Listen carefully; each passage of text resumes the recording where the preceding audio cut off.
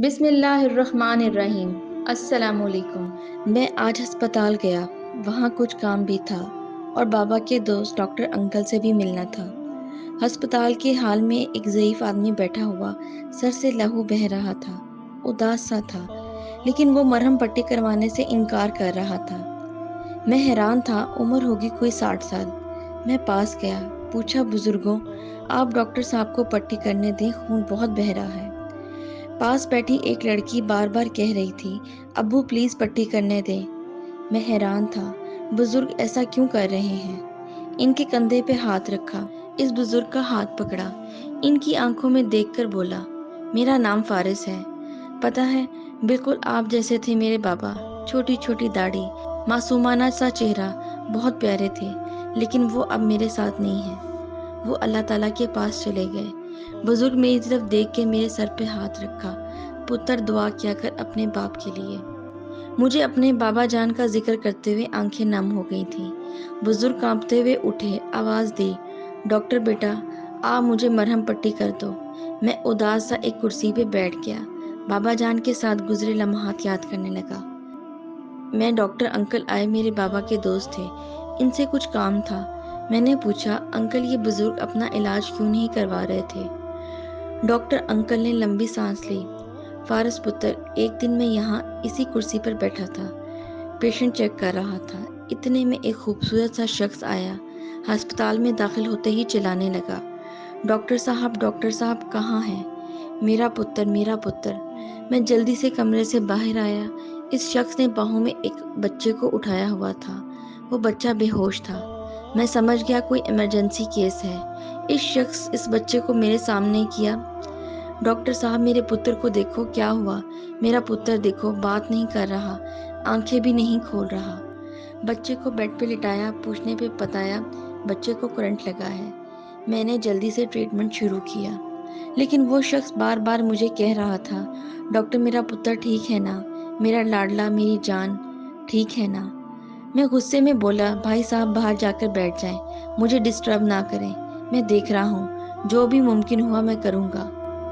وہ شخص چپ چاپ کمرے سے باہر گیا، قرآن کی آیات پڑھنے لگا۔ بچہ اللہ کے کرم سے 20 منٹ تک ہوش میں آ گیا۔ لیکن فارس پتر، جانتے ہو، میں نے ایک عجیب محبت دیکھی۔ میں نے جب اس شخص کی طرف غور سے دیکھا تو اس کے دونوں ہاتھ بری طرح سے جل چکے تھے اور کچھ زخم بھی گہرے ہو چکے تھے۔ میں اس شخص کی طرف دیکھ کر بولا، بھائی صاحب آپ کو کیا ہوا ہے؟ وہ شخص میری بات کو اگنور کر کے بولا، ڈاکٹر صاحب اللہ آپ کو بہت خوشیاں دے، میری تو جان ہی نکال دی اس نے تو۔ وہ شخص اپنے بچے کا منہ چومنے لگا، ماتھا چومنے لگا، ہاتھ چومتا، پھر میرے قدموں کو چھونا چاہا۔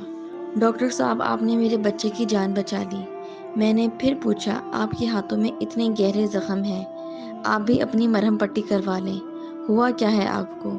وہ شخص مسکرا کے بولا، ڈاکٹر پاجی میرے پتر کو کرنٹ لگا تھا، میرا پتر چیخ رہا تھا، مجھے کچھ نہ سوجھی، میں نے ڈائریکٹ میٹر سے تاریں کھینچ دیں، لیکن کم وقت مجھے بھی کرنٹ لگ گیا، بجلی نے میرے ہاتھوں کو جکڑ لیا، وہ تو اللہ کا شکر محلے والوں نے بچا لیا آ کر۔ اس شخص کے ہاتھ بری طرح جلے ہوئے تھے، پاؤں میں جوتا بھی نہیں پہنا ہوا تھا، ننگے پاؤں بھاگ کر آیا تھا پتر کو باہوں میں اٹھا کر۔ جانتے ہو فارس، اس کے پاؤں سے بھی لہو بہہ رہا تھا، کم بخت پاؤں میں ایک کیل اندر گہرائی تک گھس چکا تھا، لیکن اس شخص کو اپنا بالکل درد نہ تھا، بار بار اپنے پتر کو چومتا، سینے سے لگاتا، اللہ کا شکر ادا کرتا۔ میں باپ کی اس محبت پہ قربان ہو گیا۔ وہ شخص اپنے بیٹے کو سینے سے لگا کر وہاں سے چلا گیا۔ میں اس دن محسوس کر رہا تھا، باپ اپنا وجود بھول جاتا ہے اولاد کی محبت میں، نہ جان کی پرواہ کی، نہ کچھ سوچا، بیٹے کی خاطر بجلی کی تاروں کو پکڑ لیا، ہاتھ جل گئے، ننگے پاؤں بیٹے کو باہوں میں اٹھا کر ہسپتال کی طرف بھاگنے لگا، بھاگتے بھاگتے پاؤں میں کیل دھنس گیا، کیل کا وہ درد بھی محسوس نہیں ہوا۔ ہائے باپ کی محبت پہ دو جہاں قربان۔ فارس پتر جانتے ہو وہ شخص کون تھا؟ وہ شخص یہی بزرگ تھا جو لہو بہتے ہوئے پھٹے سر پر مرہم نہیں لگانے دے رہا تھا۔ جانتے ہو اس بزرگ کو کیسے چوٹ لگی؟ اس بزرگ کو اسی بیٹے نے بے دردی سے مارا ہے، دھکے دے کے گھر سے نکالا ہے، ساتھ جو لڑکی ہے اس بزرگ کی بیٹی ہے۔ یا خدایا، میرا جسم کانپنے لگا، میرا کلیجہ پھٹ گیا، دل چاہا اس بزرگ کو سینے سے لگا لوں۔ بیٹا اتنا بدبخت کیسے ہو گیا؟ بزرگ کے پاس گیا، میں نے پیار سے پوچھا، بابا جی بیٹا کیوں مارتا ہے؟ بزرگ آپ دیدہ ہو گئے، میری طرف دیکھ کر بولے، کہتا ہے میری بیوی کو تم اچھے نہیں لگتے، میرا پتر مجھے گھر نہیں رکھنا چاہتا۔ میں نے بزرگوں کا ہاتھ تھاما، بابا جی کے پتر کے پاس گیا۔ وہ لڑکا بیوی کے پاس بیٹھا پیزا کھا رہا تھا۔ میں گھر میں داخل ہوا۔ بیٹا اپنے باپ کو دیکھ کر غصے سے بولا، پھر آ گیا تو؟ میں نے تو اس کے بیٹے کو گریبان سے پکڑا، منہ پہ تھپڑ مارا۔ وہ چلانے لگا، میں نے چپ رہنے کو کہا۔ پھر خود پر قابو کھوتے ہوئے بولا، جانتے ہو یہ بڈھا کون ہے جو سارے راستے مجھے کہہ رہا تھا، فارس پتر کسی کے گھر مجھے نوکری لے دو، میرا پتر بہت مجبور ہے، وہ تھک جاتا ہے بیچارہ سارا دن کام کر کر کے، پھر رات کو گھر آ کے میری وجہ سے اس کی بیوی جھگڑا کرتی ہے، مجھے کہیں دور کسی ہاں نوکر بنا کر چھوڑاؤ۔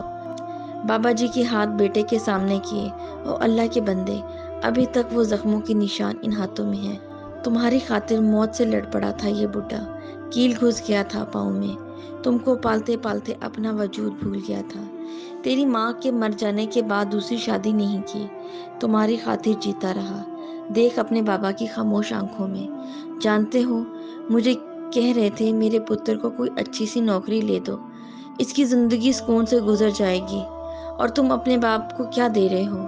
بیوی تو پرائی ہے، تم تو اولاد ہو ان کی۔ بوڑھے بیٹے کا ہاتھ پکڑ کے بولا، پتر پریشان نہ ہونا، میں چلا جاؤں گا۔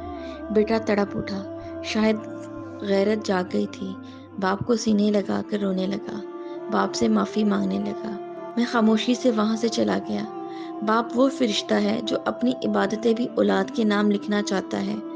کبھی محسوس کرنا اپنے باپ کی خاموش محبتوں کو، جو تمہاری خاطر نہ جانے کتنے درد جھیل کر تم کو پیروں پہ کھڑا کرتے ہیں۔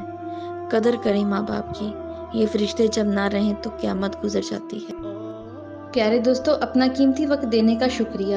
ہم امید کرتے ہیں آپ کو ہماری ویڈیو پسند آئی ہوگی۔ مزید اچھی سٹوریز دیکھنے کے لیے ہمارے چینل کو سبسکرائب کر دیں۔ ملتے ہیں کسی نئی سٹوری کے ساتھ۔ اللہ حافظ۔